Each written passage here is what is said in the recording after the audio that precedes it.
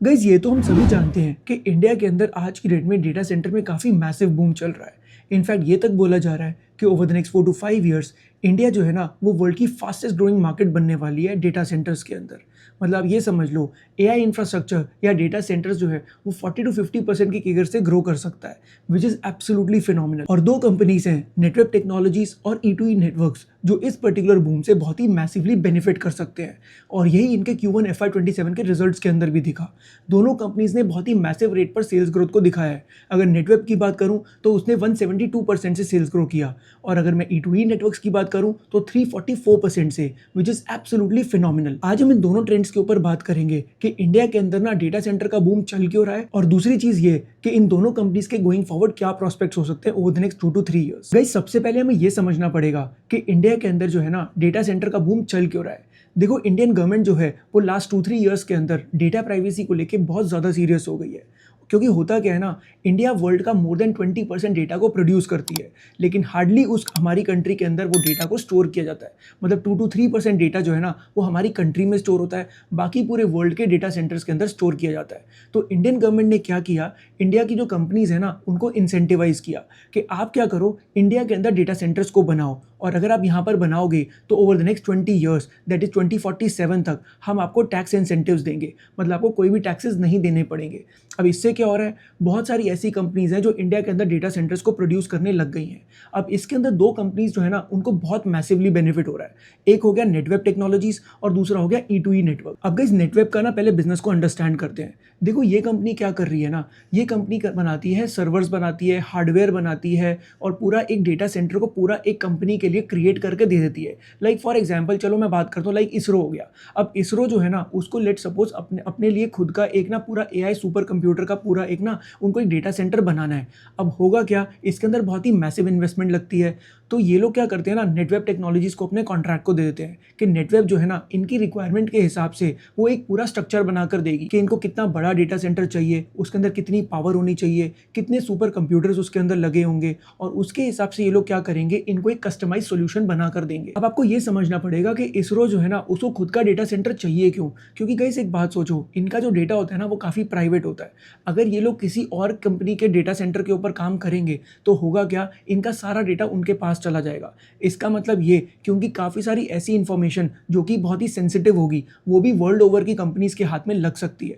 तो इसलिए ये लोग क्या चाहते हैं, हमारा डेटा हमारे पास ही रहे, और इसके लिए ये लोग अपना खुद का एक डेटा सेंटर बनाना चाहते हैं। ऐसी चाहे वो डिफेंस हो, क्योंकि आप लॉजिकली सोचो, अगर आज डिफेंस की बात करें, आजकल ड्रोन टेक्नोलॉजीज को यूज़ किया जा रहा है, बिलिस्टिक मिसाइल्स को यूज़ किया जा रहा है, सबके अंदर AI टेक्नोलॉजी को यूज़ करना पड़ता है। और उसके लिए क्या होता है ना, इनको बहुत सारा डेटा डाल के देना पड़ता है जो कि बहुत ज़्यादा सेंसिटिव रहता है। इसलिए गवर्नमेंट क्या कर रही है, वो इस तरह के स्ट्रक्चर को बनाने की कोशिश कर रही है कि डिफेंस के लिए एक अलग से डेटा सेंटर बन जाए जो कि सारे डिफेंस सिस्टम्स के लिए यूज़ किया जा सके। और गवर्नमेंट एक और काम भी कर रही है, लाइक फॉर एग्जाम्पल गवर्नमेंट ने खुद के लिए ही एक पूरा एक डेटा सेंटर क्रिएट कर दिया कि जितनी भी अलग अलग डिपार्टमेंट्स हैं उन सबको भी रिक्वायरमेंट पड़ सकती है। अब गाइस एक बात सोचो, छोटे छोटे डिपार्टमेंट्स अगर होंगे ना तो उनको क्या होता है कि उनके लिए ना फीजिबल नहीं होता कि वो खुद का अपना डेटा सेंटर बना लें, क्योंकि डेटा सेंटर की कॉस्ट होती है ना वो काफ़ी ज़्यादा रहती है। डिपेंडिंग अपॉन द साइज, ये 10 करोड़ से 1000 करोड़ से ऊपर भी जा सकता है। तो गवर्नमेंट क्या कर रही है ना, वो एक बहुत बड़ा डेटा सेंटर क्रिएट करके दे रही है अपने एम्प्लॉइज के लिए या अपने डिपार्टमेंट्स के लिए।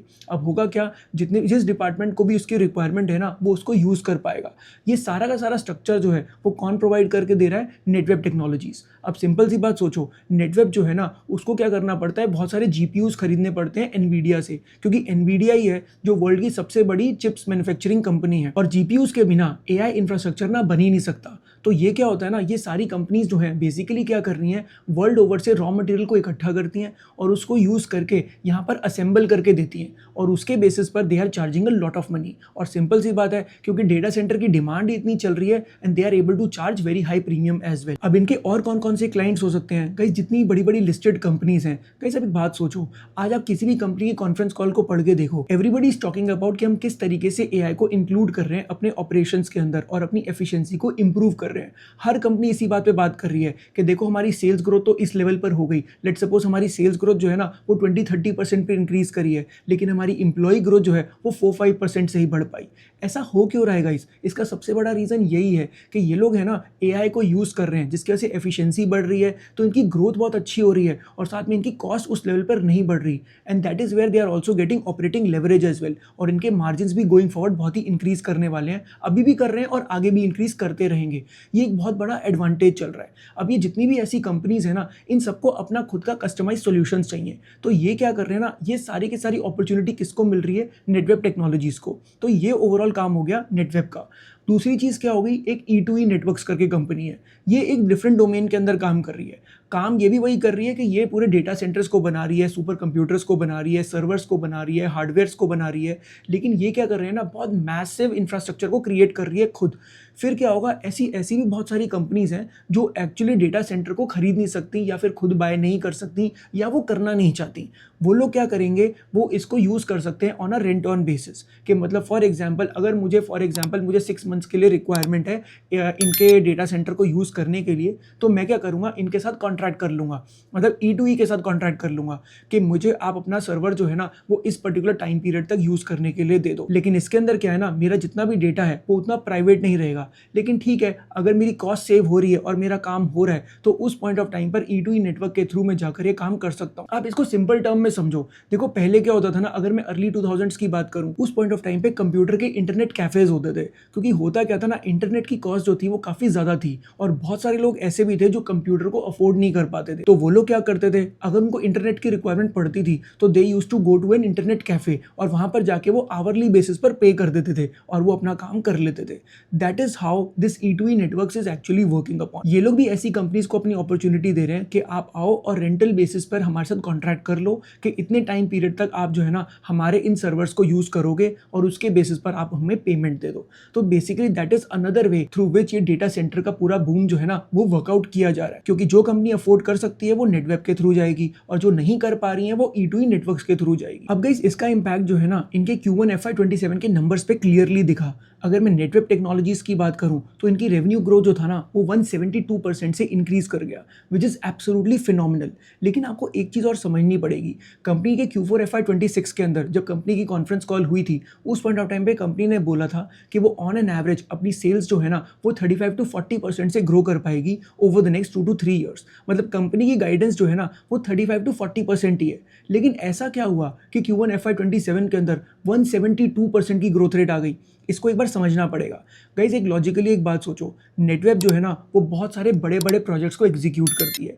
अब सिंपल सी बात सोचो, मान लो 2-3 कंपनीज के उन्होंने ना डेटा सेंटर्स को उन्होंने क्रिएट करना था। अब होता क्या है, डेटा सेंटर को क्रिएट करना is quite complex in nature, उसको बनाने में भी टाइम लगता है। तो लेकिन जब तक वो पूरा कंप्लीट नहीं हो जाएगा और वो वर्किंग कंडीशन में नहीं आ जाएगा, तब तक कंपनी जो है ना उसको अपने रेवेन्यूज़ में नहीं दिखा सकती। मतलब जो भी उनको पैसा मिलेगा अपने क्लाइंट्स के थ्रू, उसे वो रेवेन्यूज़ में नहीं दिखा सकती। अब हुआ क्या, इस पर्टिकुलर क्वार्टर के अंदर ना 2-3 उनके बड़े बड़े प्रोजेक्ट्स जो थे वो एग्जीक्यूट हो गए। वो एग्जीक्यूट हुए तो उनके रेवेन्यूज़ इसी क्वार्टर के अंदर ही दिख गए। इससे क्या हुआ, इनका जो Q1 FY27 के अंदर इनकी जो ग्रोथ रेट जो है ना वो इतनी मैसिव दिख रही है। लेकिन आपको एक चीज़ समझ के चलनी पड़ेगी, गोइंग फॉरवर्ड इसका मतलब ये नहीं है कि हर क्वार्टर के अंदर ये कंपनी 172% की ग्रोथ रेट दिखाएगी। हाँ, डेफिनेटली मार्केट में अपॉर्चुनिटीज़ तो बहुत ज़्यादा हैं, कंपनी के पास ऑर्डर बुक भी बहुत बड़ी है। मतलब 2-3 साल तक अगर कंपनी के पास कोई नए ऑर्डर्स ना भी आए, उसके बाद भी कंपनी जो है ना वो इसी रेट पर और इससे अच्छे रेट पर आराम से ग्रो कर सकती है। लेकिन बूम ही इतना अच्छा चल रहा है कि कंपनी जो है वो गोइंग फॉरवर्ड आराम से 40-50% तो ग्रो कर ही पाएगी। लेकिन आपको ये समझना पड़ेगा कि हर क्वार्टर के अंदर 170% के अराउंड ग्रोथ रेट नहीं आ सकती।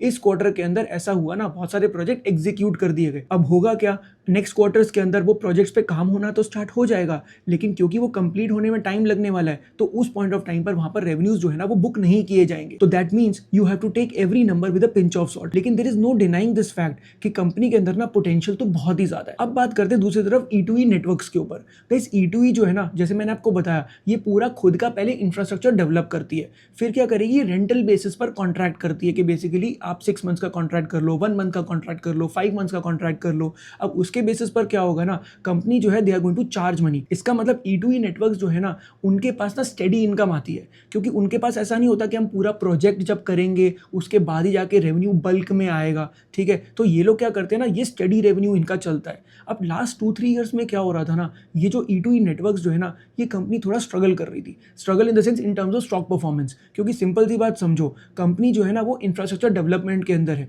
वो रेंटल पे तो तभी देगी ना जब उससे पहले उनको खुद का AI इंफ्रास्ट्रक्चर डेवलप तो करना पड़ेगा। तो लास्ट 2-3 ईयर्स के अंदर कंपनी ने बहुत ही हेवी कैपेक्स किया था। उसके अंदर उन्होंने बहुत ही मैसिव हार्डवेयर्स को क्रिएट किया, सर्वर्स बनाए, उन्होंने क्लाउड इंफ्रास्ट्रक्चर को यूज किया, इन सबको क्रिएट कर लिया। अब हो क्या चुका है ना, जितना भी इनका इंफ्रास्ट्रक्चर है वो पूरा क्रिएट हो चुका है। अब यहाँ से वो लोग रेंटल पे देना शुरू करने वाले हैं और इनफैक्ट कर भी चुके हैं। तो होगा क्या, ओवर द नेक्स्ट 2-3 ईयर्स ये जितना भी केपेक्स हुआ था उसका बेनिफिट लेने का टाइम आ चुका है। एक और चीज हुई E2E नेटवर्क्स के साथ, क्योंकि इस लास्ट 2-3 ईयर्स में बहुत ही हेवी केपेक्स चल रहा था और उस पॉइंट ऑफ टाइम पे इनके पास अर्निंग्स नहीं आ रही थी, तो हो क्या रहा था, इनके जो प्रॉफिट मार्जिन जो थे ना वो काफी डिप्रेस हो गए थे। In fact it became loss making. लेकिन अब क्या होगा ना, गोइंग फॉरवर्ड जैसे ये लोग रेंटल पे देना स्टार्ट कर देंगे, गोइंग फॉरवर्ड इनके जो प्रॉफिट मार्जिन है ना वो भी साथ में इंप्रूव करेंगे। अगर मैं इसके रेवेन्यू ग्रोथ की बात करूं तो 344% का इनका रेवेन्यू ग्रोथ आया, विच इज एब्सोल्युटली एस्टॉनिशिंग।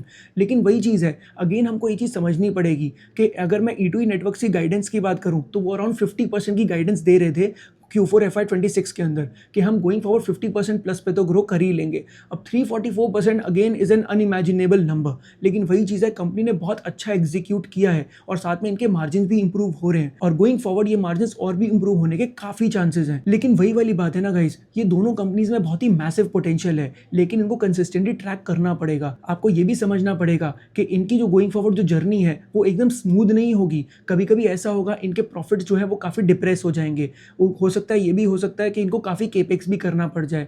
लेकिन एक चीज़ ज़रूर है, क्योंकि इंडिया के अंदर डेटा सेंटर का बूम जो चल रहा है ना, ये बहुत ही सेक्युलर स्टोरी है, मतलब ये स्ट्रक्चरल इन नेचर है। Going forward over the next 20 years इसके अंदर काफ़ी बूम रहेगा और जिस तरीके से हम डेटा को प्रोड्यूस करते जा रहे हैं, आप ये समझ लो कि डेटा को स्टोर करना is the absolute necessity at this point in time. और गवर्नमेंट भी इसके अंदर काफ़ी लोगों को इंसेंटिवाइज कर रही है कि आप यहाँ पे आके अपना खुद का पूरा स्ट्रक्चर को यूज़ करो। और दूसरी चीज़ आपको ये भी समझनी पड़ेगी, आज पूरी कंट्री के अंदर ना एक ही चीज़ चल रही है कि किस तरीके से मैं AI को यूज़ कर सकूं और अपनी प्रोडक्टिविटी को बढ़ा सकूं। तो ये जितनी भी कंपनीज हैं उनको गोइंग फॉरवर्ड AI की रिक्वायरमेंट पड़ने ही वाली है। वो या तो नेटवेब के पास जाएंगे कि हमारे लिए खुद का एक डेटा सेंटर बनाकर दे दो, या फिर वो E2E नेटवर्क्स के पास जाएंगे अगर वो अफोर्ड नहीं कर सकते। इसका मतलब one thing is very very clear, ये दोनों कंपनीज जो है ना बहुत ही मैसिव पोटेंशियल रखती हैं गोइंग फॉरवर्ड, लेकिन इन कंपनीज को मैसिवली ट्रैक करना पड़ेगा। और अगर ये लोग वही चीज़ अचीव कर पाए जो मैनेजमेंट बोल रही है, तो गोइंग फॉरवर्ड ये कंपनीज बहुत ही अच्छा परफॉर्म कर सकती हैं। और इनको ट्रैक करना किस तरीके से है,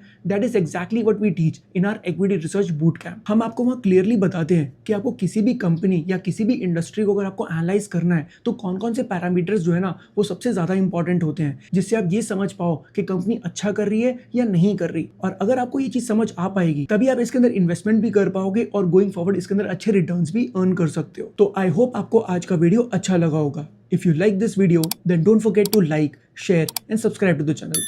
I'll see you in the next one.